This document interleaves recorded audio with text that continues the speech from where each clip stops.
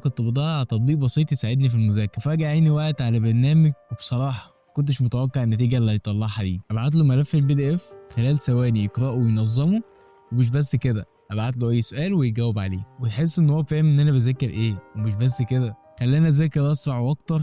قلت بقى اشارككم الموضوع ده، خصوصا ان في كام تطبيق كده شبهه خلي الموبايل يخدمك ويسهل عليك حياتك. خليك معايا ان اللي جاي جامد جدا، فيلا بينا. اهلا بكم من جديد. الفيديو ده معمول مخصوص للناس اللي بتحب تستخدم الموبايل تستخدمه بذكاء ويسهل عليها حياتك. دول شويه تطبيقات بسيطه هتخليك تستخدم الموبايل بذكاء وهتسهل عليك حياتك. خليك متابع الفيديو للاخر وتعالى يلا نشوف التطبيقات. ونبتدي باول تطبيق معانا. اول تطبيق هو نوت سيل. تطبيق عباره عن تدوين وفتح ملفات البي دي اف. بعد ما تفتح التطبيق تضغط على علامه الزائد ديت، هتلاقي في حاجات كتير قدامك. اول حاجه نبتدي بيها ان احنا نضيف ملف بي دي اف. تلاقي البي دي اف فتح معانا كده ونقدر نقرا كانه برنامج عادي، نقرا من عليه البي دي اف كاي برنامج. ونقدر نستخدم علامه القلم ديت ونكتب على البي دي اف ذات نفسه او نشرح عليه. نضغط على علامه القلم ونحل من عليه. ولو معاك قلم هيسهل عليك الموضوع ده كله. يعني زي ما انت شايف كده انا بستخدم القلم وبكتب بيه على الشاشه وبعلم بيه على الحاجات المهمه. في علامه المربعات بقى اللي في الاخر ديت تقدر تشوف الصفحه بتاعه البي دي اف كامله. نقدر دلوقتي نضيف صفحة فاضية كمان، يعني بنضغط على علامة الزائد ونضغط بيج. نقدر نضيف حاجات كتير موجودة جوه البرنامج واكستنشن كتير وحاجات كتير قوي موجودة نقدر نستكشفها بنفسنا.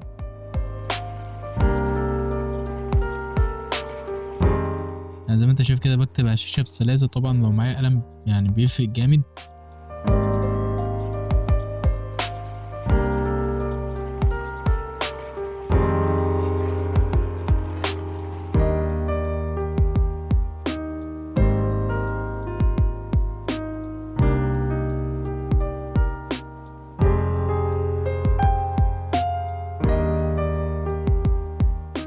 ممكن نضيف كمان صور من عليه، ممكن نحط صور او نبحث عن صور هنحتاجها في الموضوع ده.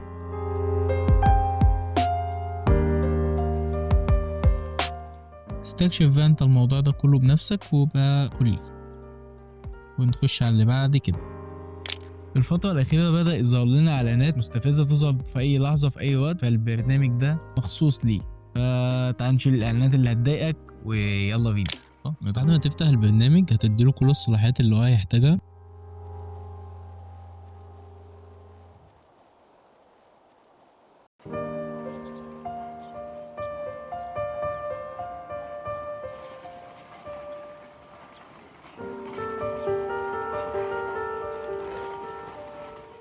بعد ما تديله كل الصلاحيات هتلاقيه فتح معاك كده وتخش على التطبيق اللي انت عايز تعمل له حظر على الاعلانات بتاعته. انا على سبيل المثال هستخدم الانستجرام في ان انا اعمل له حظر. بس اول ما تفتح الانستجرام هو كده تمام عمل له حظر تلقائي. تقدر تستخدم الانستجرام وتتصفح فيه وكل ده وبسهوله. تخش على اللي بعد كده وده اهم برنامج معانا في حلقتنا دي. البرنامج هو جوجل نوت بوك LM.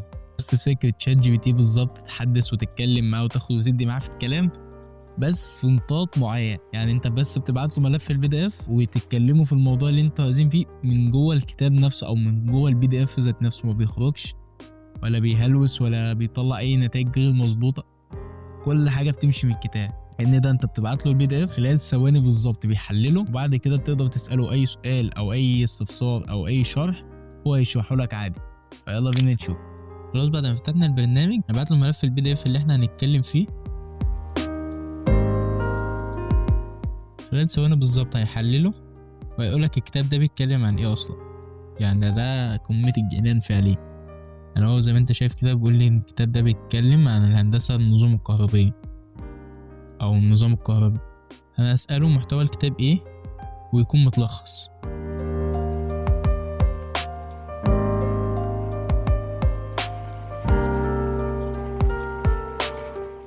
خلال ثواني بالظبط هيلخص لي الكتاب، واللي في الكتاب كله هيلخصولي في ثواني. يعني حاجة ما شاء الله قمة الإبداع. هتقدر تحل معاه لو عندك أسئلة بيحلها من جوه الكتاب ما بيخرجش براها أصلا. فده حاجة جامدة جدا جدا جدا، وده كان أخطر برنامج معانا. البرنامج اللي بعد كده هيسهل علينا في حياتنا فعلا. وقت ما احنا بناكل وايدينا بتبقى متوسخه بنخاف نلمس شاشه الموبايل. البرنامج ده معمول ليك عشان تتحكم في شاشه الموبايل من خلال الكاميرا وبس بحركه ايدك. فتعال نشوف كده. هنفتح التطبيق بعد ما نديله كل الصلاحيات ونفعله. هنخش بس على البرامج المدعومه، ودلوقتي على ايا يكن مثلا ريلز انستجرام.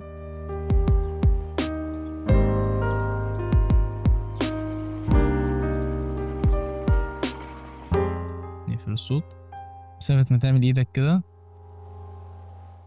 نزل ترفع بس اهو. بص حتى على الشاشة تحت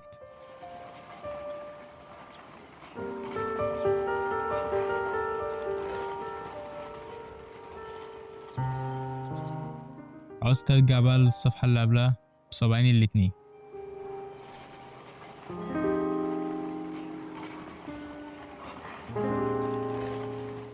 خطير. اخر تطبيق معانا ده بقى بيديك تحكم كامل في الانترنت بتاعك، يعني تقدر تقفل النت عن تطبيقات معينة وتفتح النت عند تطبيقات معينة. ان احنا نقدر نفتح النت عن اليوتيوب ونذاكر ونتابع الحصص، ونقدر نقطع النت عن الواتساب واي حاجة تشغلنا عن المذاكرة زي السوشيال ميديا سواء فيسبوك او انستجرام او هكذا، نقدر نفصل النت عنده. فده مفيد. فيلا بينا نشوف التطبيق ده. بعد ما تديله كل الصلاحيات تمام، خش على البرنامج اللي احنا عايزين نعمله له حظر على الواي فاي، او ان هو ما يوصلوش واي فاي، او بشكل عام ما يوصلوش واي فاي، زي جوجل كروم مثلا. دلوقتي نخش على جوجل كروم ونشوفه كده فعلا شغال ولا لا، ونيجي نبحث.